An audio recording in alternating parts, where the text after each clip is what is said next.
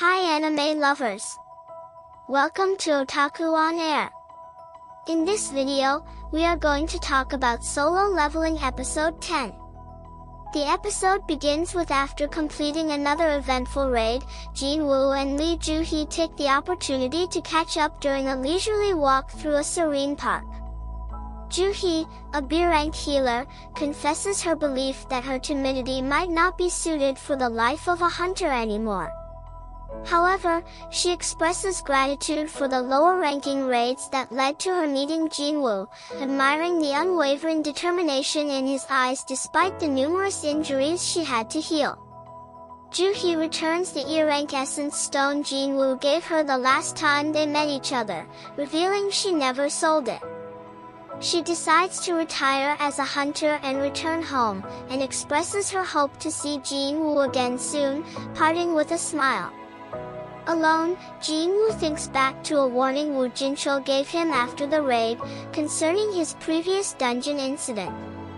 Woo mentioned that S-rank hunter Hwang Dong-soo might want revenge for his brother Hwang Dong-suk's death.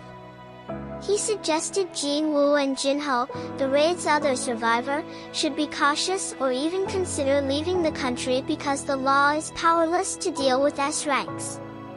Jinwoo sees this as another reason to grow stronger, understanding that he wouldn't stand a chance at his current level. Later, Jinwoo and Jinho meet with their unique strike team of lower-ranked hunters at a glowing C-rank dungeon gate. Jinho picked 6 hunters with various reasons preventing them from working regularly, including injuries, lack of experience, or personal issues like alcoholism, meeting the required 8-hunter minimum for a C-rank gate. Among them was Han Song-yi, a minor allowed to participate due to her awakened status, despite skipping school at the time. She's also a friend of Jinwoo's sister, Jaina, though Jinwoo is unaware at the time. Song-yi takes offense at being referred to as a kid by Jin, but he quickly reminds her of her place, pointing out. Jin announces to the team that only he and Jin will enter the dungeon, causing some skepticism among the hunters, given the lucrative offer of 3 million won per raid just to show up.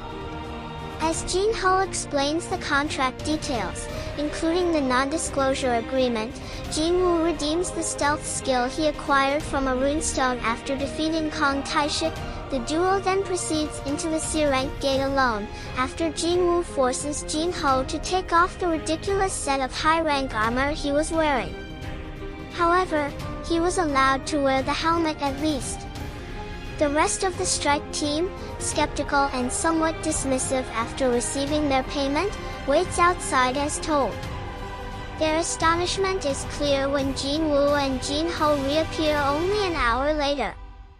The team's initial thought was that they had fled, but it turns out the pair managed to clear the dungeon quicker than the usual 2 hours taken by an average strike team for a C-rank gate. Motivated by their swift success, they plan to proceed to the next gate, aiming to tackle 3 dungeons a day, leaving their teammates in awe. In the following dungeon, Jinwoo swiftly defeats a group of goblins while Jinho collects all the mana crystals close by. Jinwoo defeats the hobgoblin boss in one decapitating slash. As days go by, they continuously clear dungeons filled with magic beasts and gather resources. Jinwoo's power increases with each boss he defeats, his skills leveling up with him. Jinho witnesses the stealth skill in full effect and is taken aback by its effectiveness and Jinwoo's significant growth in strength.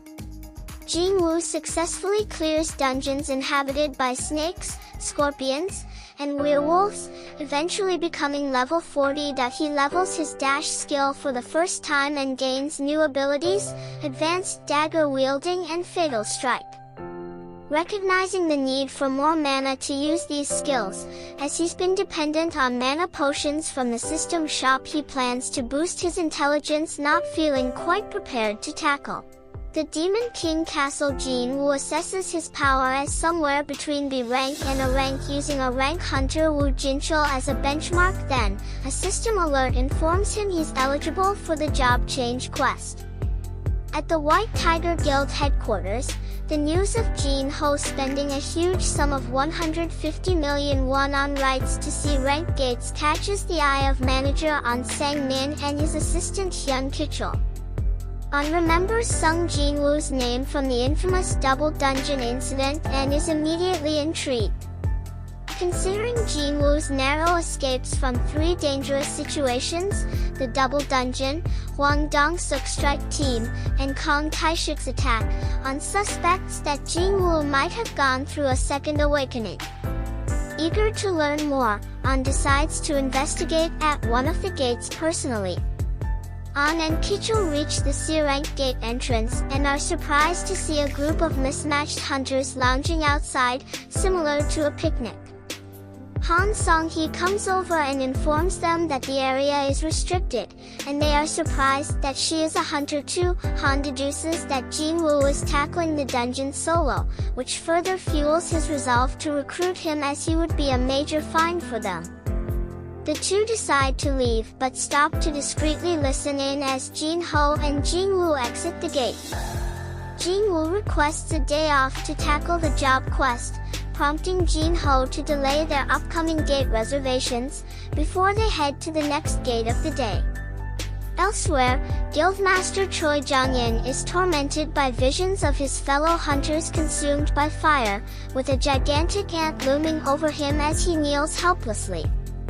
A bloodied hunter with a missing arm reaches out for him, only to be decimated, shocking Choi awake. Realizing it's just a recurring nightmare of the failed Jeju Island raid, he is jolted back to reality in his desk chair in the Hunters Guild headquarters. At day end, Jinwoo bids farewell to his strike team before being approached by An and Kichul, who aim to recruit him for the White Tiger Guild over coffee. An boasts about their prestige as one of the best guilds in Korea and offers Jinwoo double what Eugene Construction promised. However, Jinwoo's deal is worth 30 billion won. Caught off guard and unprepared, An mentions needing approval for such a sum. Jinwoo, showing his Eugene contract, gets ready to leave but stops to confront Aeon about prying into him, his tone sharp and warning as he places a hand on Aeon's shoulder. Aeon turns to face him, but Jinwoo has vanished, and Aeon realizes it's the stealth skill and that is why he is so valuable. After feeling a cut on his cheek, Aeon clarifies he was looking into the C-rank gate issue, not Jinwoo himself, and vows to keep Jinwoo's skills a secret while apologizing for the intrusion. Jinwoo reappears, apologizes for taking all the gates, and offers to sell 3 for 300 million won each. Despite the shock, An sees the need for these gates to train his guild's new members. Eventually, he agrees to buy the 3 gates for a total of 600 million won. Jinwoo instructs An to open his mouth and shut his eyes, then administers a health potion that immediately heals the cut. As Jinwoo departs, An muses that Jinwoo might be an even bigger deal than he initially thought. The next day, the White Tiger Guild realizes they have been duped. Other C-rank gates were available on the market in their jurisdiction, priced at 70 million cheaper than what he paid Jinwoo. A text from Jinwoo then arrives, suggesting they're square, hinting at this being retribution for spying on him. Though outmaneuvered, An finds solace in now having Jinwoo's contact information. Finally, Jinwoo cruises down the highway in a red truck, windows rolled down, eagerly anticipating the start of his new job change quest. Let me know and I'll see you guys on the next video. Bye.